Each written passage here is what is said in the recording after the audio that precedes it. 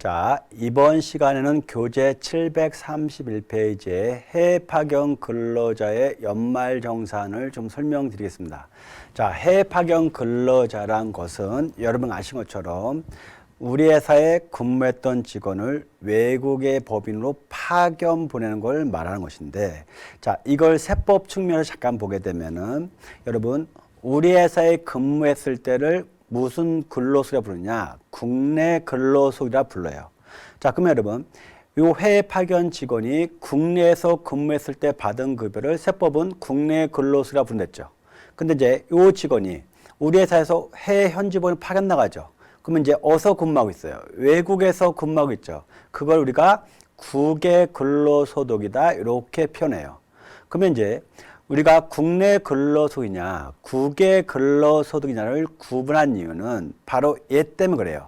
납세 의무가 달라요. 그래서 여러분 지금 우리 회사에 근무했던 직원을 해외 현지법인에 파견 보내요. 파견 나서 현지법인에 근무하면서 받은 급여를 국외 근로소득이라 표현을 하는데, 바로 국외 근로소득은 요 파견된 직원이 우리나라 세법상 뭐에 해당되면은 비거주자에 해당되면은 납세 의무가 없다 이렇게 되어 있죠. 납세 의무가 없다는 소리는 우리나라 국세청에 뭐 할 필요 없다. 세금 신고를 할 필요가 없다 이런 말이 되는 거죠. 그렇지만 거주자에 해당되면은 납세 의무가 있다 이런 말이죠. 납세 의무가 있다는 의미는 우리나라 국세청에 뭐 해야 된다. 세금 신고를 해야 한다 이런 말이 돼요. 그래서 우리가 실무적으로 해외 파견 근로자의 연말정산을 들어가기 앞서서 이 외국에 파견된 근로자가 우리나라 세법상에 거주자냐 비거주자를 먼저 판단했던 이유가 바로 이 측면 때문에 있었던 거예요. 그럼 먼저 우리가 거주자냐 비거주자를 먼저 한번 판단해 볼게요. 자, 먼저 세법은 해외 파견 근로자가 우리나라 세법상 거주자냐 비거주자를 판단할 때, 자, 얘부터 먼저 볼게요. 내국법인의 국외사업장, 즉 해외 지사 지점 등에 파견된 거나 해외 현지법인, 즉 우리 회사가 100% 출자한 해외 현지법인에 파견된 경우에는 무조건 뭘 보겠다? 거주자라고 보겠다 이런 말이 되죠. 그럼 무조건 거주자라 본다는 소리는 외국에서 근무해서 받은 급여에 대해서도 우리나라 국세청에 뭐 해야 된다? 세금 신고를 해야 한다 이런 말이 된 거죠. 그러면 다시 들어와서 바로 우리 직원을 외국에 파견 보냈는데 그 파견된 법인이 우리 회사가 100% 출자한 회사가 아니라면은 어떻게 되냐? 그래도 거주해 봐야 되냐? 이 측면에 있을 때 얘를 잠깐 볼게요. 자, 국내 주소가 없는 것으로 보는 경우, 즉 비거주자로 보는 경우를 잠깐 보게 되면은 외국 국적을 가졌거나 영주권을 얻은 자가 국내 생계를 같이 하는 가족이 없고 그 직업 및 자산 상태에 비추어 다시 한국으로 입국하여 주로 한국에서 생활할 것이라고 인정되지 않을 때 뭘 본다 소리예요. 거주자로 본다 이런 말 되죠. 그래서 우리가 실무적 여러분 해외 파견 근로자는 파견 그 기간이 끝나면은 한국에 다시 들어와서 우리 회사에 다시 근무할 것이죠. 그래서 그런 의미를 봤을 때 이 사람은 다시 파견 기간이 끝나면 어떻게 된다? 다시 국내, 한국에 거주할 것으로 인정되는 상태이기 때문에 뭘로 봄이 타당하다? 거주자로 봄이 타당하다. 이것이 국내 유권 해석과 판례의 내용이다. 이런 말이 되는 거죠. 그래서 100% 맞는 얘기는 아니지만 일반적으로 해외 파견 근로자는 국내 유권 해석과 판례 관점에 비추어 봤을 때 뭘로 보는 것이 일반적이다? 거주자로 보는 것이 일반적인 경우예요. 그럼 이제 거주자로 보게 되면은 여러분 어떻게 돼요?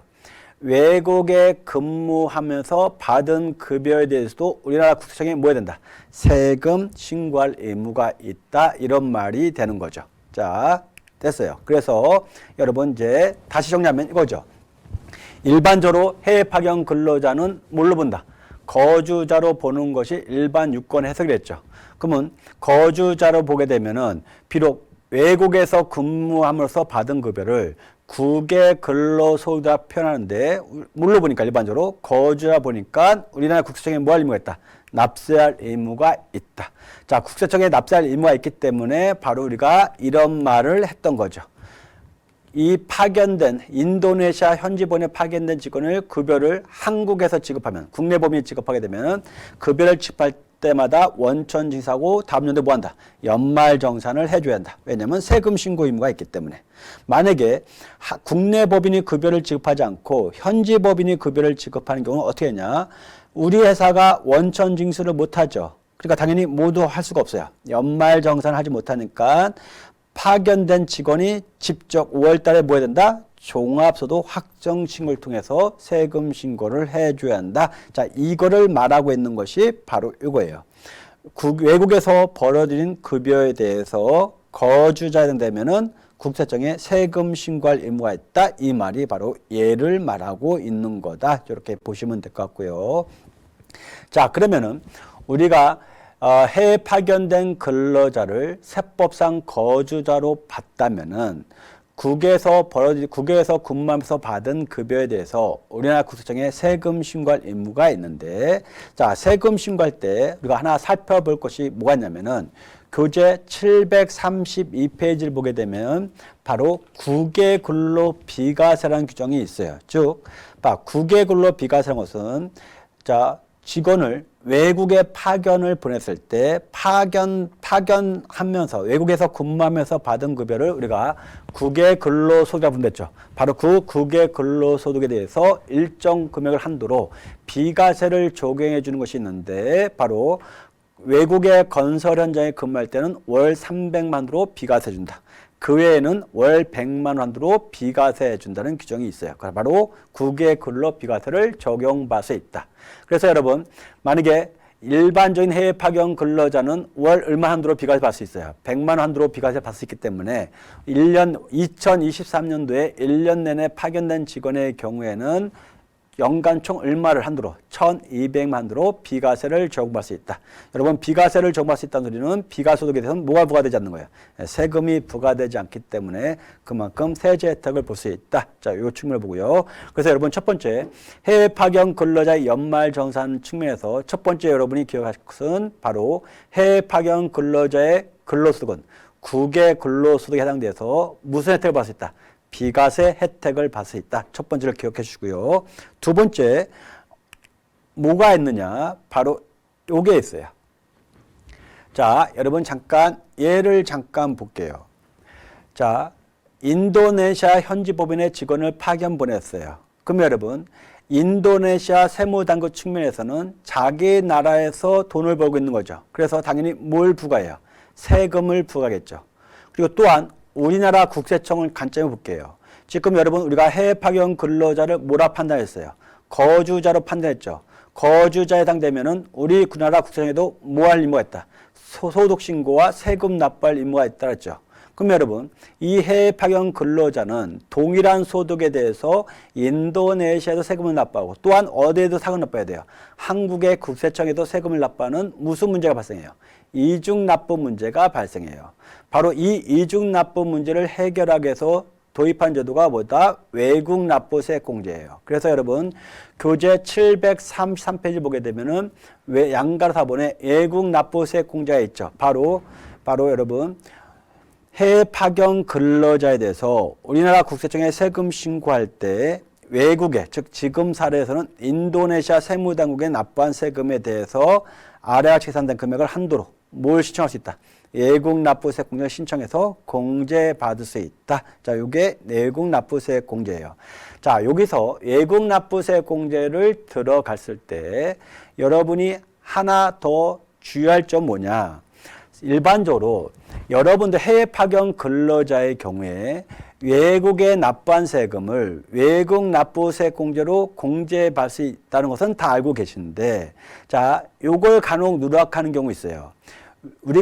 우리나라 국세청에 세금 신고하면서 외국에 납부한 세금을 외국 납부세 공제로 신청할 때 외국에 납부한 세금을 100% 다 해주는 것이 아니고 외국에 납부한 세금 중에 요 산출세 곱하기 국외 근로소득금을 나눈 요 한도에까지만 외국 납부세 공제를 허용해 준다. 요거를 좀 기억해 줘야 돼요. 그래서 여러분이 해외 파견 근로자의 연말정산 시에 외국 납부세 공제를 신청할 때 여러분이 반드시 뭘 계산해 줘야 된다. 요 한도에 계산해 줘야 돼요. 산출세 곱하기 국외 근로소득을 근로소득 금액에 나눈 금액의 차지한 비율. 요것을 우리가 뭐라 표현하냐? 외국 납부세 공제 한도다. 이렇게 표현해요. 바로 요 한도액을 계산해서 요 한도액 범위에서 뭘 신청한 거다. 외국 납부세 공제를 신청하는 거다. 자, 이렇게 보시고요. 그럼 여러분, 이를 다시 한번 정리할게요. 자, 다시 정리하면은 이런 말 된 거죠. 해외 파견 근로자의 경우에 무슨 비과세를 받을 수 있다? 국외 근로 비과세를 받을 수 있다. 그래서 국내 법인이 급여를 집할 때는 급여를 집할 때마다 월 얼마 한도로? 100만 원으로 비과세를 적용받을 수 있다. 또한 외국 법인이 급여를 지급하는 방식일 때는 연말 정산을 못하죠. 그러면 본인이 직접 뭐 해야 된다? 5월 달에 종합소 신고해야 되는데 종합소 신고할 때 해외 파견된 기간에 받은 급여에 대해서 월 얼마 한도로?